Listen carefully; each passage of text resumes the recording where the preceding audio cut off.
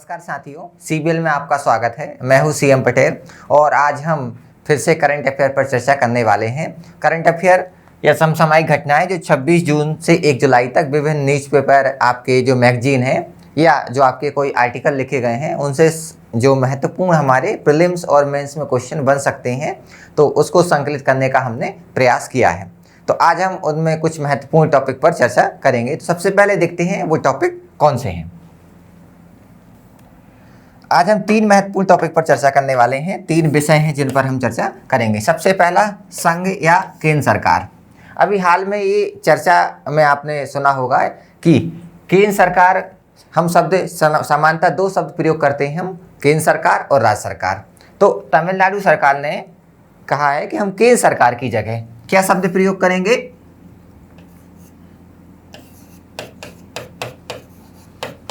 Union शब्द,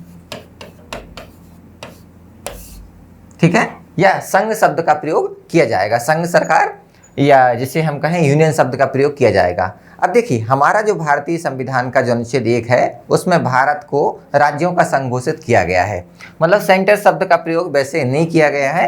तो क्या सेंटर शब्द का प्रयोग किया जाना चाहिए या उसकी जगह हमें संघ सरकार का जो शब्द है वो प्रयोग किया जाना चाहिए? तो इस पर हम चर्चा करेंगे और देखेंगे संविधान में इसके लिए क्या प्रावधान है और कौन सा शब्द के लिए वैधानिकता प्रदान की गई है, और सेंटर या जो केंद्र शब्द है, केंद्र सरकार का शब्द है, वो क्यों प्रचलन में है।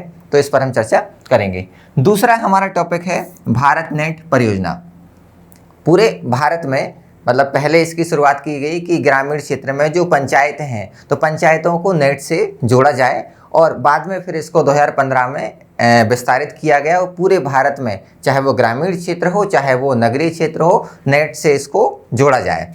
हालांकि ये परियोजना पहले की है, लेकिन अभी इसमें जिसको फंडिंग प्रदान की गई है इस कारण ये चर्चा में है। हम देखेंगे कि इसकी वर्तमान स्थिति क्या है, इसके लक्ष्य क्या हैं और इसका क्या महत्व हो सकता है, कौन इसको फंडिंग कर रहा है। इसके बाद तीसरा है चुनावी ट्रस्ट योजना। जो चुनावी ट्रस्ट योजना है जो 2013 की है, लेकिन चर्चा में क्यों है? क्योंकि एक अभी संस्था के द्वारा जो है किसी पार्टी को चंदा दिया गया है, या जो आपका चुनावी इलेक्टोरल बॉन्ड कहते हैं हम, इसके माध्यम से चंदा दिया गया है, लेकिन ये नहीं बताया गया है किस पार्टी को या किन पार्टियों को वो चंदा दिया गया है। इसलिए चर्चा में है कि भाई क्या ये बताना जरूरी है किस पार्टी को आपने चंदा दिया है। तो उस पर हम चर्चा करेंगे और साथ ही देखेंगे कि जो इलेक्ट्रॉन बॉन्ड है वो क्या होता है ना, इसका महत्व क्या होता है और इसमें जो चैलेंजेस हैं वो क्या हैं। तो इन सारे आयामों पर हम चर्चा करेंगे। चले आगे चलते हैं।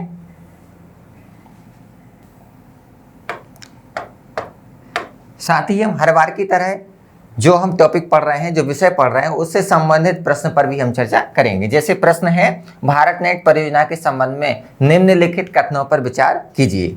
ठीक है, पहला कथन है, यह ऑप्टिकल फाइबर का उपयोग कर दुनिया का सबसे बड़ा ग्रामीण ब्रॉडबैंड कनेक्टिविटी कार्यक्रम है। ये पहला स्टेटमेंट है। दूसरा, इसे संचार मंत्रालय के तहत दूरसंचार विभाग के द्वारा क्रियान्वित किया जा रहा है। अब देखिए, ये जो स्टेटमेंट हैं हमें कब पता चलेंगे सही या गलत है? हम इस टॉपिक को पढ़ेंगे, मैं भी इनका उत्तर बताऊंगा और मेरे उत्तर बताने के पहले आप स्वयं बता देंगे इनका आंसर या जो उत्तर क्या होगा, क्योंकि हम जो इसको टॉपिक पढ़ेंगे तो सारे जो एस्पेक्ट हैं वो कवर हो जाएंगे। ऐसे ही हम दूसरा क्वेश्चन देखेंगे। आगे देखते हैं हम नेक्स्ट क्वेश्चन हमारा कि निम्नलिखित में से कौन सी विशेषताएं संघीय व्यवस्था की हैं, राजनीतिक व्यवस्था के संघीय ढांचे की हैं? पहला, कठोर और लिखित संविधान। दूसरा, द्विसदनीय विधानमंडल। तीसरा, स्वतंत्र न्यायपालिका। अब इनमें से 1 और 2 सही हैं या 2 और 3 सही हैं, 1 और 2 सही, इस प्रकार हमें बताना। अगर हम एक बार पढ़ लेते हैं कि संघीय व्यवस्था क्या विशेषताएं होती हैं तो इसको हल करने में कोई दिक्कत हमें नहीं जाएगी। तो चलें आगे चलते, इसका जवाब भी हम देखेंगे जब हमारा वीडियो समाप्त होगा। तो लास्ट में हम इन दोनों प्रश्नों पर चर्चा करेंगे। अब देखिए, हमारा जो सबसे पहला टॉपिक है क्या संघ सरकार का या केंद्र सरकार का, 2 शब्द हैं, इसमें किसका प्रयोग किया जाए? चर्चा में क्यों? तमिलनाडु सरकार ने अपने आधिकारिक पत्राचार या संचार में केंद्र सरकार शब्द के उपयोग को बंद करने एवं इसके स्थान पर संघ सरकार का शब्द प्रयोग करने का फैसला लिया है। इस पर हम चर्चा कर चुके हैं, इसलिए ये चर्चा में है कि केंद्र सरकार शब्द का प्रयोग किया जाए या संघ सरकार का प्रयोग किया जाए।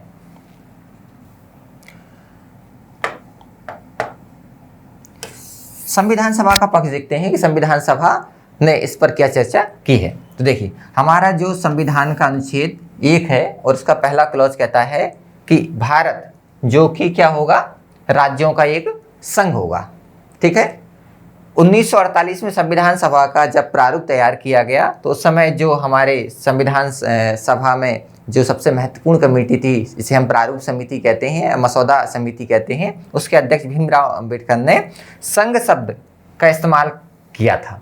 ठीक है ना, और क्यों किया था, तो इसकी दो बातें हैं। क्यों, भारतीय संघ इकाइयों द्वारा समझौते का परिणाम नहीं था।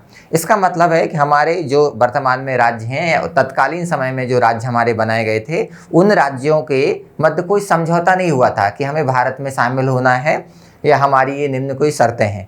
ठीक है, हमने भारत को प्रशासनिक सुविधा की दृष्टि से, भारत के संचालन की दृष्टि से उसे हमने कई भागों में, कई राज्यों में बांटा था। दूसरा, इसकी जो इकाइयां हैं या राज्य हैं, संघ से अलग होने का इन्हें अधिकार नहीं है या स्वतंत्रता नहीं थी। ठीक है ना, हमारा कोई भी राज्य भारत से अलग नहीं हो सकता है, वो स्वतंत्र अपने आप को घोषित नहीं कर सकता है, उसको ऐसी कोई शक्ति संविधान ने नहीं दी थी और ना ही आज है। तो ये दो बातें इससे तय होती हैं कि भारत जो है वो संघ है। ठीक है, इसलिए संघ शब्द का प्रयोग करने की यहाँ पर इन्होंने वकालत की थी। संविधान सभा के सदस्य संविधान में केंद्र या केंद्र सरकार शब्द का प्रयोग ना करने के लिए बहुत सतर्क थे, क्योंकि उनका उद्देश्य एक इकाई में शक्तियों के केंद्रीकरण की प्रवृत्ति को रोकना था या दूर करना था। इसका मतलब देखिए, समझ, जब हम ये आप सर्किल है, इसके अंदर हम ये कहते हैं, इसे कहते हैं केंद्र। केंद्र का मतलब है कि बीच वाली स्थिति, जबकि जो संघ है, संघ का मतलब है ये पूरा सर्किल। मतलब जैसे यहाँ पर ये जो सारे राज्य हैं, इन सबको हम जो शामिल कर लेंगे तो इसे कहेंगे हम संघ। और किसी एक जगह पर्टिकुलर की बात करें, हम उसे कहते हैं केंद्र। तो सारी शक्तियाँ एक जगह एकत्रित होना या निहित होना, उसे केंद्र शब्द कहा जाएगा।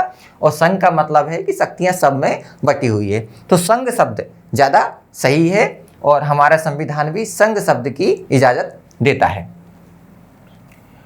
अब संविधान के जो विशेष जानकार हैं सुभाष कश्यप, ये कहते हैं शाब्दिक दृष्टि से केंद्र एक वृत्त के मध्य में एक बिंदु को इंगित करता है, जबकि संघ एक संपूर्ण वृत्त है। जैसे मैंने बताया कि ये जो आपका सर्किल है, वृत्त के अंदर एक केंद्र बिंदु है, ये क्या है, इसे केंद्र कहेंगे या केंद्र को इंडिकेट करता है, इंगित करता है। जबकि जो संघ है, संघ का मतलब ये क्या है, पूरा, इसको पूरा का डिनोट कर रहा है, पूरे को इंगित कर रहा है, ये संघ शब्द है। भारत के संविधान के अनुसार केंद्र और राज्यों के बीच का संबंध वास्तव में संपूर्ण और उसके हिस्सों के बीच का संबंध है। क्या है, राज्यों के बीच का संबंध वास्तव में संपूर्ण और उसके हिस्सों के बीच का संबंध है।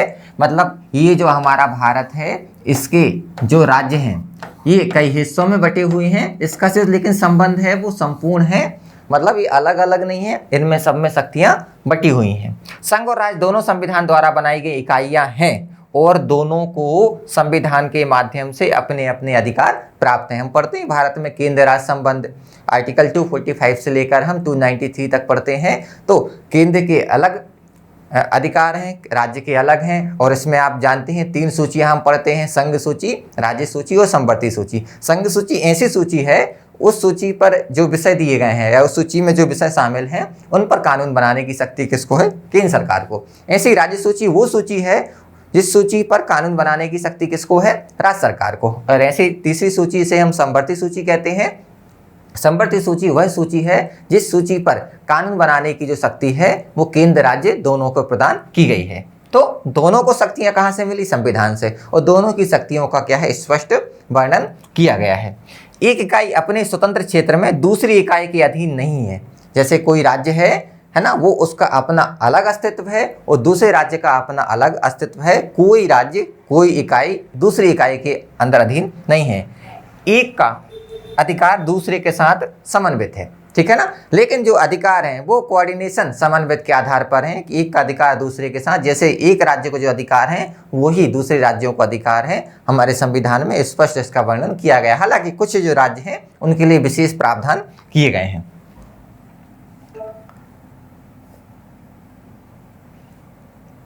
कि संघात्मक और एकात्मक सरकार होती क्या है, इसको हम एक डायग्राम के माध्यम से समझ सकते हैं। दो डायग्राम हम देखते हैं। यहाँ पर देखें कि ये आपका वृत्त है, मतलब कोई राज्य है, और ये उसकी इकाइयां हैं। शक्तियां आप देखें, मतलब आधा सर्किल अंदर है, आधा बाहर है, मतलब आधी शक्तियां लगभग किसके पास हैं, इकाइयों के पास हैं, और आधी शक्तियां किसके पास हैं, संघ के पास हैं।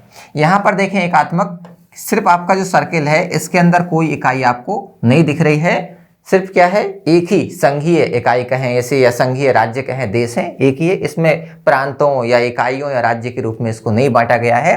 सारी शक्तियां इसमें एक ही में ही निहित होती है, एक ही सरकार में, उसे हम एकात्मक सरकार कहते हैं। और यहाँ पर संघात्मक मतलब दो प्रकार की सरकार हमें मिल रही है, एक जो इकाइयों की सरकार है इसे सामान्यतः हम राज्यों की सरकार कहते हैं, और दूसरी जो है उसे हम केंद्र सरकार प्रचलन में है, लेकिन अगर हम संविधान की बात करें तो इसे हम संघीय सरकार कहते हैं।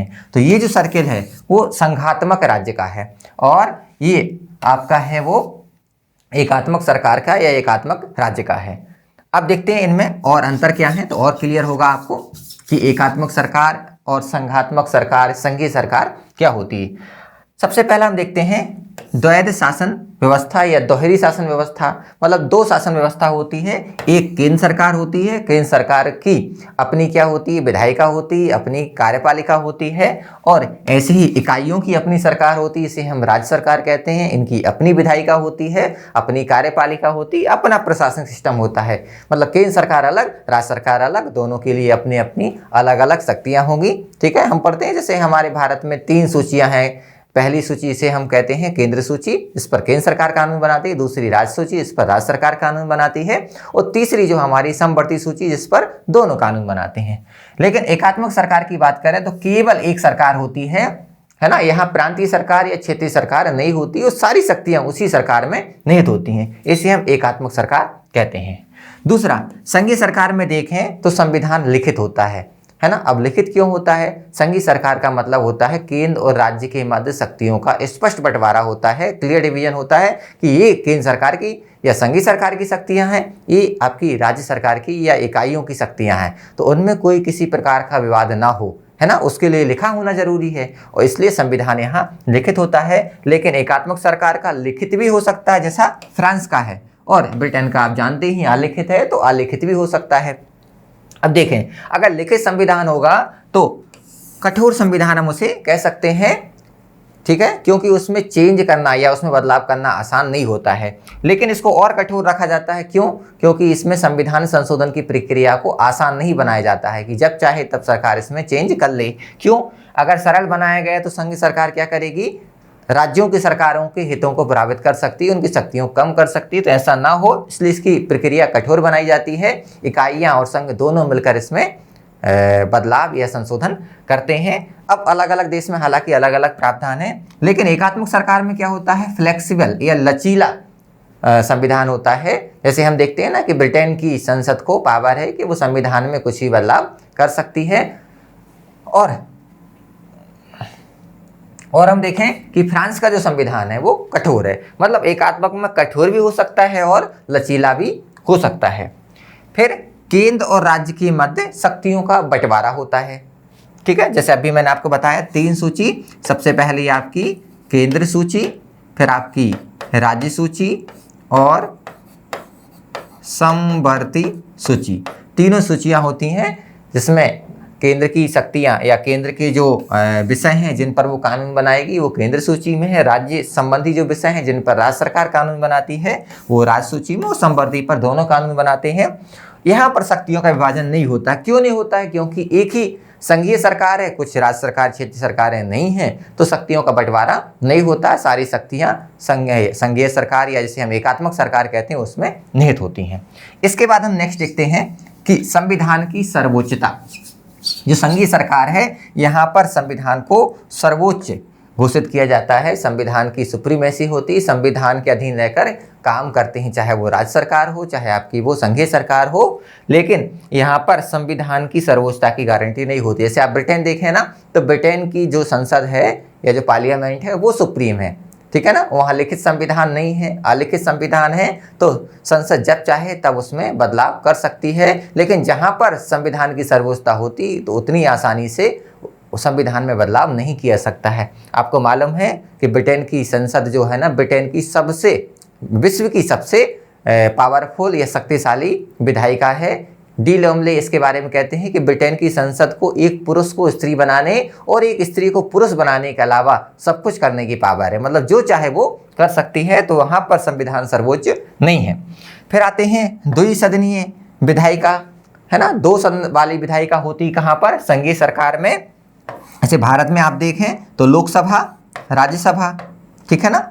आप जैसे अमेरिका में चले जाएं तो वहाँ पर आपको एक सीनेट मिलेगा, एक हाउस ऑफ रिप्रेजेंटेटिव मिलेगा। तो अलग अलग देशों में अलग अलग नाम है, लेकिन 2 हाउस यहाँ पर आपको देखने को मिलते हैं। जबकि एकात्मक सरकार में हम देखें ना तो यहाँ पर भी आपको द्विसदनीय विधायिका मिल जाएगी। जैसे ब्रिटेन में देखें, हाउस ऑफ कॉमन है आपका, और दूसरा जो है जिसे हम बोलते हैं हाउस ऑफ लॉर्ड। लेकिन कुछ ऐसे हैं जहाँ पर एक सदनीय विधायिका भी देखने को मिलेगी, जैसे चाइना की बात करें, या कुछ कुछ देशों में आपको मतलब एक सदनीय विधायिका भी हो सकती है, द्विसदनीय विधायिका भी हो सकती है।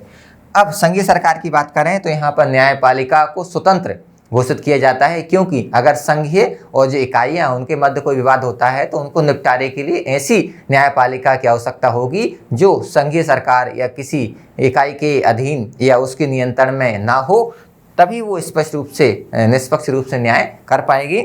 यहाँ पर स्वतंत्र हो भी सकती हो, स्वतंत्र ना भी हो। जैसे हम बात करें ब्रिटेन की, तो ब्रिटेन में न्यायपालिका को उतनी पावर नहीं इतनी भारत की न्यायपालिका को है, ठीक है। तो ये मोटा मोटा आप समझ गए होंगे एकात्मक सरकार क्या होती है और आपकी संघात्मक सरकार क्या होती है। अब जो केंद्र सरकार शब्द है, इससे संबंधित मुद्दे क्या हैं, है ना, मतलब ये शब्द क्यों प्रयोग में नहीं किया जाना चाहिए, क्यों मामला उठ रहा है।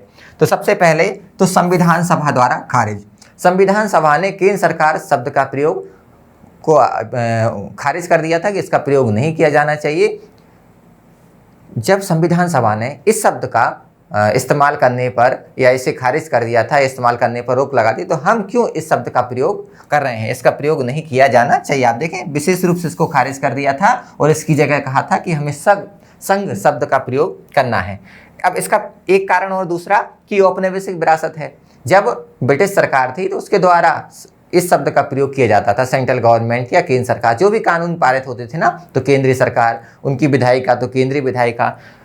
तो ये शब्द कैसा लगता है, जब हम केंद्र सरकार कहते हैं ना, तो हमें उस समय की याद आती है ब्रिटिश काल की। तो औपनिवेशिक विरासत है, हम इसे आगे कंटिन्यू नहीं रखना चाहते हैं, हमें संघ शब्द का प्रयोग करना चाहिए, ठीक है। अब लेकिन दिक्कत क्या है कि हम धीरे धीरे सेंट्रल गवर्नमेंट या केंद्र सरकार शब्द के आदी हो गए थे, तो हम आज़ाद होने के बावजूद भी उस शब्द का प्रयोग करते चले आ रहे हैं। तो हमें संघ शब्द का प्रयोग करना चाहिए, एक मुद्दा है। उसके अलावा और हम देखते हैं, इसके बाद नेक्स्ट हमारा मुद्दा है कि संघवाद के विचार के साथ संघर्ष। भारत एक संघीय सरकार है, हम जानते हैं भारत राज्यों का संघ है।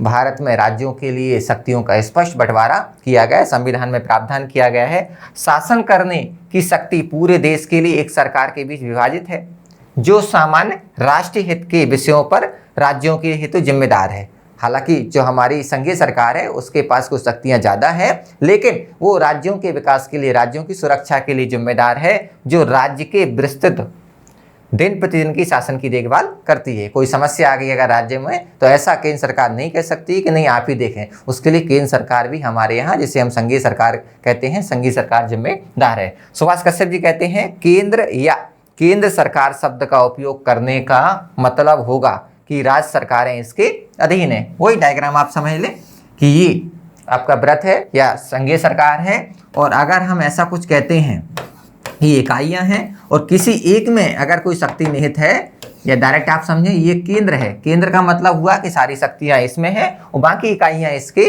अधीन है। जबकि संघ का मतलब है कि कोई किसी के अधीन नहीं है ना, दोनों का अपना अस्तित्व है, मिलजुल कर वो क्या करेंगे, देश का विकास कर रहे हैं।